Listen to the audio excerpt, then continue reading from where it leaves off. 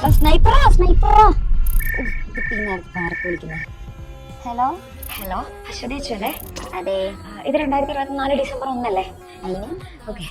നിനക്ക് കുറച്ച് ദിവസം കൂടെ കഴിഞ്ഞ എക്സാം അല്ലേ വരുന്നേ? എന്നിട്ടാണോ പോത്ത് ഇത്ര നേരമായിട്ട് അവിടെ പബ്ജി കളിച്ചോണ്ടിരിക്കുന്നേ? താനാരാ? ഞാൻ നീയാണ്. നീ ഞാനാ? പോയായിരുന്നു.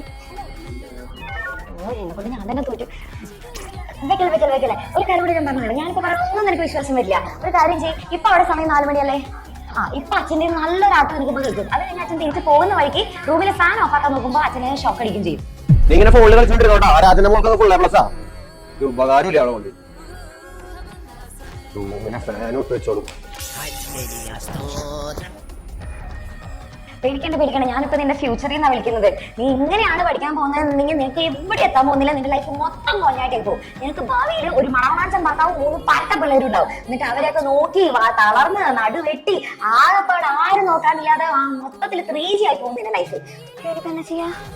ഒരു കാര്യം ചെയ്യും. ഇതുവരെ ഒന്നും പഠിച്ചില്ലല്ലോ. ഇനിയിപ്പോ ലാസ്റ്റ് ഇപ്പൊ ചാൻസ് പറയാനായിട്ട് ഇപ്പൊ ഒരു വഴിയുള്ളൂ. എക്സാമിന്റെ ഒരു ഇവന്റ് നടക്കുന്നുണ്ടാവും ഇന്ന് രാത്രിയായിട്ട്. അതൊക്കെ ഒന്ന് കാണാം. പിന്നെ ബാക്കിയുള്ള മാരത്തോണൊക്കെ ഒന്ന് കണ്ടു നോക്കി നോക്ക്. അങ്ങനെ എങ്ങനെയെങ്കിലും ഒന്ന് രക്ഷപ്പെടാൻ നോക്കി. എനിക്ക് പാറ്റ പിള്ളേരെ നോക്കാൻ വയ്യ.